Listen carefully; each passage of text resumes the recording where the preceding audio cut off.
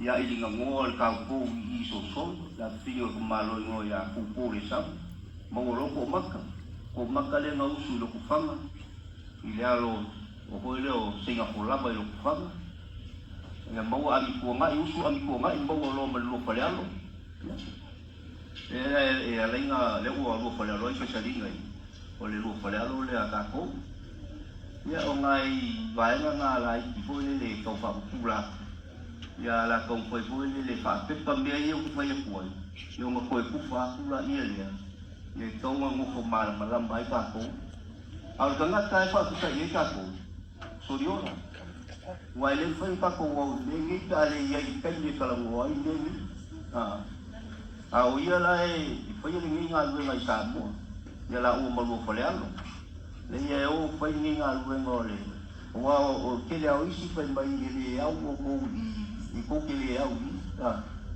ko ke le au le ya le ai o la o ia finga o fa so mo be sau le mo fa so ya o fa ko fai le si fa la le le o la o la o fa le e o ko mo ka ko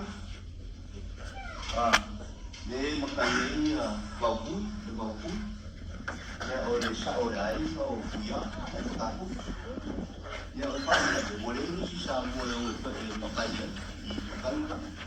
ya la vai ka fu ya o esa mo so dolo que so ma go para ya makai ni mo wa vai ka mo ai mo ku ya pengo fie boleh le o ma e ola ka ko fasu ya pengo fie boleh le o ma ya kai ni mo ma ko ka mai ki o ku fa ni makai ya foi le la o como foi fai maka ile ole o skanga ka le o ke kuwa le o ke foi ai fai mo ka na sa mo ya fa kai foi ya so ni ola ma fa na o la la ko ke foi el ke le mo ka na sa mo maka ile o skanga o ole maka sa le ka ka mo o ye ka ko o ma ye le puanga yo ma li sa mo foi lo fa ma o va kui I ya o le wa wo se mai malai nga wo le yau ya le la ko e o ko ya wo fai makai le ia au ka ko makai la fai mal mo kan uma ko o fe ye singa ngalo le ko pe uma ko o wai la ga ma fai ngalo fai makai le wa fai makai le do fa skanga o ngala o ko mo fai ma fai lo fai ngalo ma ko mo fai mo kan ai mu ya onga olo manga o ya uma kuwa o fai mo fie mo ka ko ai wale o kilo ko kilo ka ko ai ele fa nga wala ai ya o ngi o ko ka sa ini se me sa ini o wal makai ole si den nga le sa wo so yo la nga makala ngoi sa mo na o sa mo o mo makai ka o fai I maka ku ya pia ile I mele ye ku poli ile maka ye ye ki le fau ya sa fa pe fa ngi keningi o va ku le ye si lo mo fu e ke alu ye I ngai ka wo ke le mele ka wo ma e ye ya o nga a fa yo le a fa yo nga lo ko la ia le ma ka la I fu yo ai mo fa yo sa wo fa so nga makai I ka ia o nga sau ke fai pe ka inga ma ko kal ngoi lunga ke fu wa ko ka kia makai ia mo se kai no luma o nga ye ni si ku e lua la ko e misa makai le la le ka ko le so fa na wa ba bu a o isi lai ku le sa ia ku poli se ni o le ma li wo ngi ya malesi ku wo fi ngau ngi wo le fi si ku la ko ka fi fa yo makai si ko kala ngoi le la fa makala mai ke o so yola mo ko ka ki ati ko kala ngore ni ke le ale ngal ngala e mo foi sa mo fai le ala le sa me ni yumi ni ya nga ke le la ngal ngala e fai o ma o le ai la ko ai ka so ai le ko ki mo ku wa a o no fai makai nga la ko e felo mo mai nga ko o ai ma fai nga le fai mo makai fai ao ngalo mai ia ngalo le fai makai ngai makau wai le ko tau la ua makai ia yeki le fau ia o whanau e uria ngau kai e ko ia whanau fia ai uria ia ngai whai ara ko makai o e kasi nei kua ko tako ia peo si kalango aku le i vaenga i o tako aiga mo le sina fia ma le inoa e o ia malama i o kako ngofu i whafu a ia malama i whasi mo manga o kako pe au o i Samoa ia e paule se whamikalanga roko koe pia ngā isi aso ia e koe kalangoa i ngisi a kako fufuanga ma kalangoa pe vaenga lea a te mga kola whaambau ni nei pepa o ma ufa la ia lea ia malama koe mga kua me mo kalangoa kuai e pe mo whai aku kai au ia mai a kako ki kai au o ma kalangoa roa lea ka o tu leo inga i neisi e kako riu o fere me whai ai al fere hori ke me whai ai ai fia ko i sa ma kupe whai ai ai ko kisi fia lei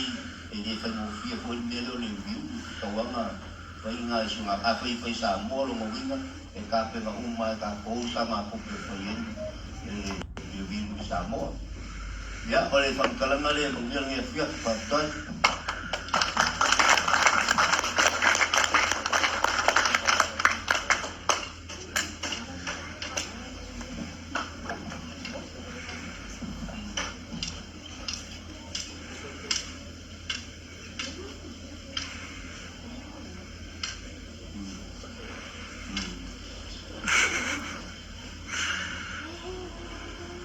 Yo si mele kalango mai ia e whao o ngai e whai o kalango aku ia soriola o inga ma ngā usuma ai mangkua ko soriola e koru ngā usuma e koru usuma soriola ia ngā usui le kengi safo ala ku ia ke ole mo le al king sa ko ko mau suai e ko ko la mafanga o kama o ko ku male si kama o malofo male kengi ngo ya apoliu o apoliu la o lang o apo lang kama fisika ko le la mafanga o le ma ku kama o ko pa ngi ko kengi ko ko ya maso o mai yo ko salo la e ki kilo mai sa mo ko le ale fa man la mala ko i mo lai sa mo lai ka pau sa mo ke mingai ia le ma ku ana o le o mai ai o le sunga la na mo wal ko i ia o ko i kula e lu fo ia no sunga le ka i no so yo la ma sunga fu ki ni pa i mo ia malo la fiol ko malo mo ia palea i ngai le pala yo mai lo ma ki go ia oroa la Nusila ya o maliu la les kengi ko mola whanau yo oloa la e o kere lope la ngasa mako ia i de reunion sa yo sia ya ole ko el moa el kengi ai ko kere la whanau la Nusila la Australia sta ma ki la ko fi ko i Australia mo sta ma ya me le la ngai le o mai ko mo riu ai ya ko fi ko i ngai ya a ole foi un filo ai o ole de sau ia o nga koe usu lea o koe kūra pale kinge o ia whae usu o le kinge o sawai ia sanga i sawai ia ngalai mo waila mawhanga o ke kōwan ia o iska mo o maliliu ia e kinge o ia soa e malelangi lai o New Zealand o wa e fo New Zealand ia sola loa ia le koe o ngomoi ia malkamale o Stevie le ako kilo lungo ki fonga la umo malkamalo o el praise the Lord hallelujah ai pe au o yami ia la e ma sunko ngani sunko file o masai ai ro kiri o ko ke muy Stevie la ro kiri ia masai sunko ia ala e o Stevie la ia malisi mai e kiri la sa mo o me alo polisi kiri ia malisi kiri o malake o mo yo la e filo e so yo la ko ia i ko ia o fa o sumo na ia al ko al kamale o ko ku le mo ku la so yo Ya. Oleh sunga oleh lang ale I pangan dia. Oleh sunga solo lo usi dikengelo ko aku lama. Ya ko kau mai pa makala aku le dikengelo dia mau usi ko oleh kenya oleh sipu ko oleh ai no kako ngai kanga oloma kanga oloma finge oleh kenya ngoi la fakape la le no usi dia ko malo le o kalga ino sa ipopo. Mamawai lo le o abalua. Abalua tinga so yola. Ai mangkula, mo ko yalo ko inga kenya le ai nga faka aku. Ala ilo nga kali mo ya kilemeti. Yo.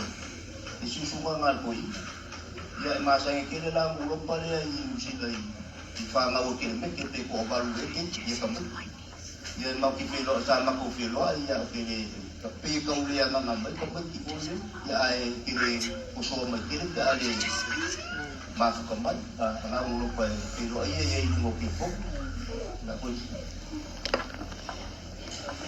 dia le usul ngalong kong lah ya long kuah jadi lo malia dia mau faham kalau lo nggak ya kalau mau rumah kuah okulo ya le lala kuah kuah masai esa we fa makala mai lako ya masai ya sau plangai rumah pulo kingai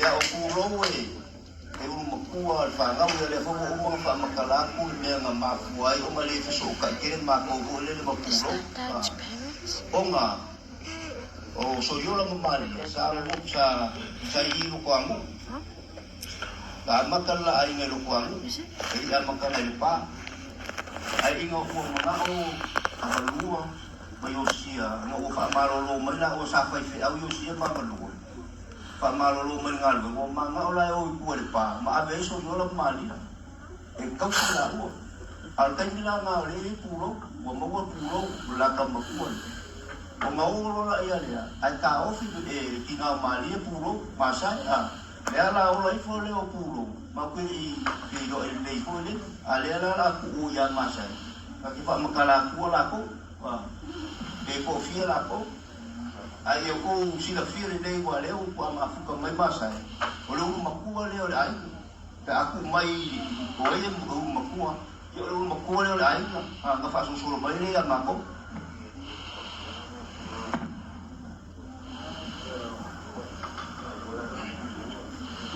Hi, family.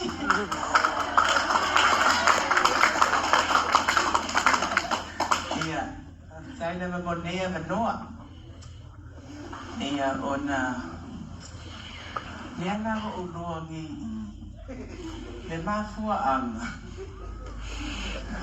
Kena ifo yo sungai ya pulo. Iya, lengok fa ano mo may fay mai ya angko.